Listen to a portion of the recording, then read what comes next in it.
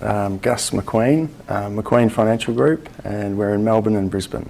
Very good. And when did you start that business, Gus? In 1994, Pete. So you've seen a few changes in that time? Certainly have. All right. So what prompted you to, well, let's have a talk about that in a minute, but what prompted you to get into the financial services industry in the first place? Well, I was working in my father's practice, and then it felt like a good idea to open up my own practice when I was 21 years of age, and don't see many people doing that now, but at the time it seemed like a pretty good thing to do. Okay, so you would classify yourself then as a second generation financial advisor? Yeah, okay. Yeah. And is that what, that was at 21, is that all you wanted to do when you were growing up, or was there some other occupation that you aspired for? Well, it had a lot of appeal, and I knew a lot about it, and you know, my dad had brought home messages and inspiration from things like MDRT over the years. Okay. And the only other thing interesting me at the time was geology, but financial planning it was. All right, tell us about geology. What was it? I just like the way that it is put together logically, and you can follow it around and notice it everywhere. Okay, but there was more of a career in financial advice than there was in geology for you, Gus? Yes, definitely. Okay, now were you a good boy growing up at school, or did you, get into a bit of trouble? Always a good boy, Peter. Were you? Yeah. Okay, yeah. well that's disappointing, we can't follow that line. Do you remember what you did? Now you started your own business, were you ever employed by somebody before you started your own business other than your father? No. Okay, but do you remember what you did with the first time you got paid as being an employee? I think I just had a good time, put some of it away, and okay, so what does having a good time mean for you, Gus? playing golf, Okay. meeting people, being social. Excellent. And you're still doing that today? Yeah, absolutely. All right, have you played golf lately? Yeah, Okay.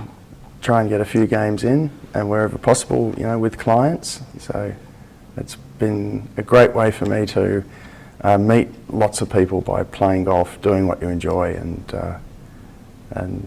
then some relationships develop from there.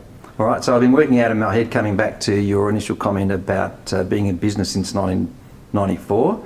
As we go to air, that's 25 years you've been in business. You would have seen a lot of change in that time, Gus? Yes, indeed, and a lot more change to come. So I think we get a little bit used to it, really. But yeah, there's a lot happening at the moment, and the core business of looking after clients hasn't really changed, and there's probably more people to talk to than ever about that. Okay, so the core business hasn't changed, but the nature of being an advisor, has that changed over 25 years, an advisor and an advice business?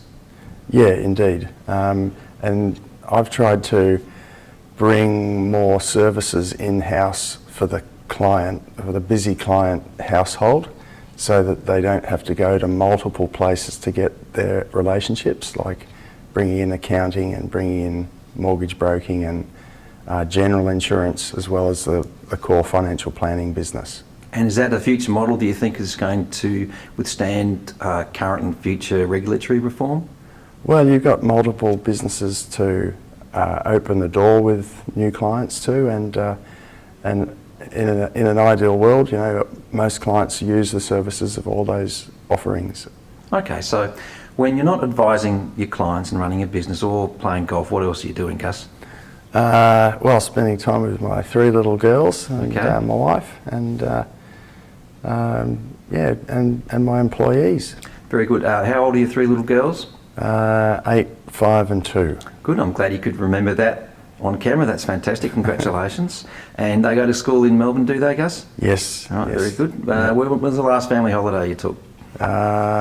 We recently went to Adelaide to see my wife's family. Very good. And we try and get away when we can. And what's the next family holiday you're going to do? We all love going over to Fiji. Okay, tell me about that. It's good for the kids. They love it. It's a good, safe place to go and not too far from Melbourne. All right, very good. And looking forward to the future, MDRT's played a role in the formation and shape of your business. I take it you're going to continue your association with MDRT, and tell us what it means to you. Peter, MDRT gives you a very, very strong network of like-minded professionals from around the world, and it's a very inspirational environment when we have our meetings and branch meetings, and I've really enjoyed volunteering in MDRT, and MDRT has given me many great leadership moments where if it's being on one of the committees or talking. I've had the great honour of speaking at several annual meetings in America. So, you know, the more you give, the more you get, and MDRT is really all about that. Well, that sounds brilliant. So thank you for sharing your time, and best wishes for your future. Angus McQueen, thanks for your time. Thank you, Peter.